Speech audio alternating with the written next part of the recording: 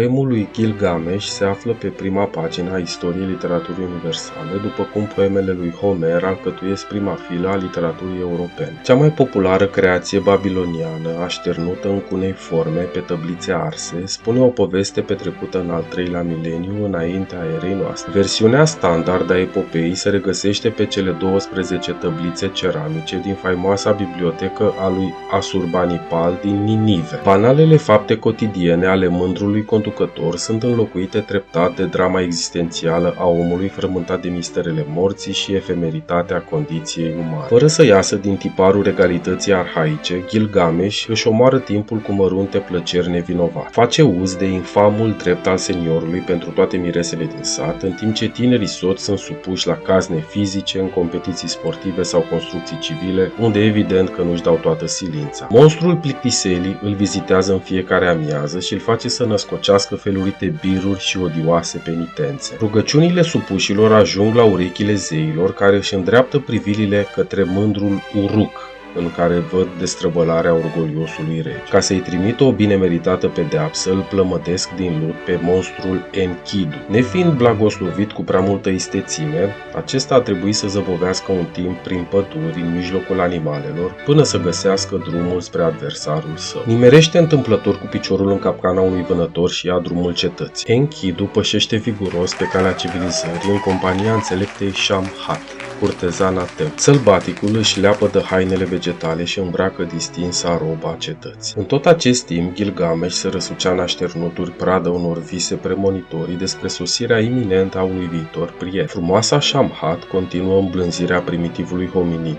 Îi propune o dietă vegetală și îl pune la curent cu practica ticăloasă a regelui din seara anunților. Enkidu vede o împrejurare grozavă de a-și duce la îndeplinire scop. Strecurându-se printre invitații unei petreceri, blochează brațele pofticioase ale lui Gilgamesh, iar de aici până la crâncena luptă nu mai e decât un pas. Gilgamesh iese învingător, dar rămâne uluit de puterea adversarului său și leagă cu acesta o trainică prietenie. Numeroase sunt aventurile în care cei doi eroi se avântă împreună. Prima misiune are ca scop uciderea fiorosului Humbaba, paznicul pădurii de cedri. Cele 7 platoșe care îi acopereau pieptul îl făceau invincibil săgeților muritori. Regele lăsă cetatea Uruk pe mâinile supușilor săi și, după ce primește sfatul zeilor, pornește spre sălașul dragonului încununat de raze ucigătoare. În noaptea ce precede asaltul final, Gilgamesh cade pradă coșmarurilor în care stânci se prăvălesc biciuite de păsări cerești cu limbi de foc. Mergând prin pădurea spintecată de urlete fioroase, cei doi eroi se țin de mână înfricoșați. Monstrul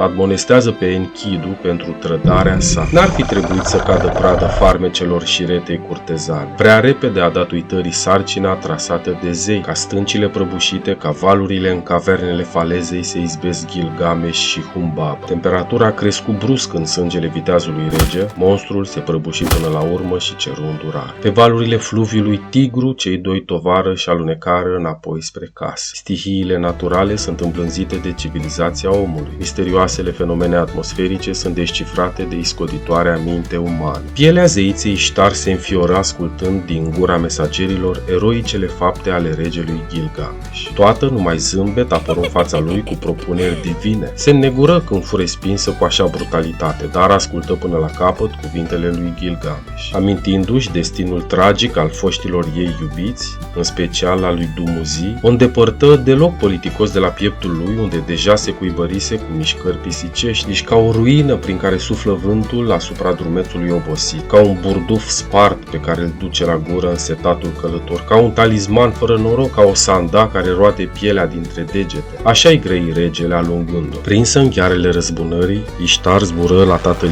ei ca să elibereze taurul ceresc. Oftând, Anu deschise porțile grajdului cosmic și descătușă taurul ceresc care făcu prăpăd pe străzile Urukului. O secetă cumplită sorbi apa din Eufrat și mlaștinile golfului Persic se uscară. Cei doi eroi nescociră o cursă și reușiră să-l prindă pe Tau. Enkidu înținut de coadă și Gilgamesh străpunse cu ascuțișul sabiei gâtul bestiei. Zeița Ishtar plânse cu ploi torențiale, în timp ce locuitorii Urukului ridicară brațele și se bucurară nespus. Dar visele premonitorii nu-l slăbiră o clipă pe Enkidu. Se făcea că zeii hotărâseră pieirea unuia dintre ei din cauza că aduseseră sfârșitul celor doi prețioși moști, blestemă ziua în care călcase strâmb și nimerise în capcana vânătorului și o iubise pe dulcea Shamha. Aripile negre ale îngerului morții îl cuprinseră și îl duseră în lumea subterană în care întemnițații se rănesc cu pietre și dorm pe saltele din vârfuri de sud. Sponchin, de câteva zile, Enkidu trecu în neființă spre disperarea tovarășului său Gilgamesh, a cărui existență luă o nouă turnură. Văzu cât de orb fusese până atunci și simți efemeritatea vieții. Enkidu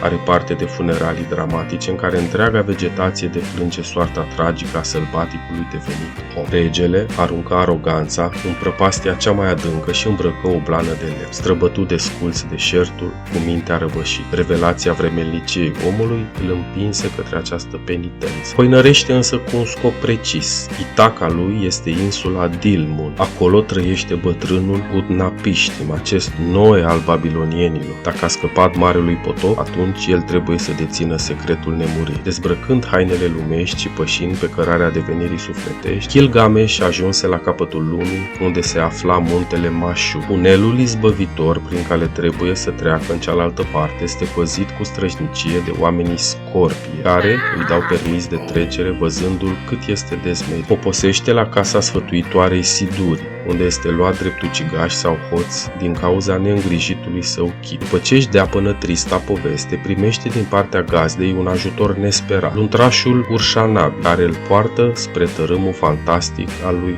Utnapishtim. Găzduit de bătrânul marinar, piosul rege îl roagă să împărtășească taina nemuririi. Neputându-i oferi un răspuns direct, longevivul om ocolește subiectul, depănându-i în schimb povestea potop. Deși nerăbdător, Gilgamesh ascultă plictisitoarea narațiune care îi făcea o vădită plăcere povestașului. Ascultă smerit despre tehnica îmbinării lemnului și selecția riguroasă a regnului animal, fără să înțeleagă unde bate bătrânul. Supusă la proba privării de somn, timp de 6 zile și 6 nopți, rezistența regelui fu înfrântă. Ca să nu-i coboare de tot moralul, Utnapishtim îi dezvăluie un secret al zeilor, locul în care crește planta care aduce viață veșnică. Gilgamesh se înhamă la o nouă aventură pe tărâmul tinereții fără bătrânețe și al vieții fără de moarte. Legându-și niște pietroaie de glezne, coboară în adânc și culege tămăduitoarea planta acvat. Împreună cu luntrașul apelor morții, Urshanabi pornește spre casă, dar cade răpus de oboseală pe malul unei ape unde se îmbăiază. Un șarpe viclean care voia să trăiască mult, îi fură planta tinereții și o mâncă cu poft. Mușcat de haita flămândă a disperării, Gilgamesh își smulge părul din cap în fața acestei nerozii. Debarca apoi din luntre aducătoare de moarte în fața semețelor porți ale cetății Uru. O ultimă încercare mai face regele într-o speranță a nemuririi. Se plânge zeilor că, din greșeală, îi căzuseră niște lucruri drept în infern și că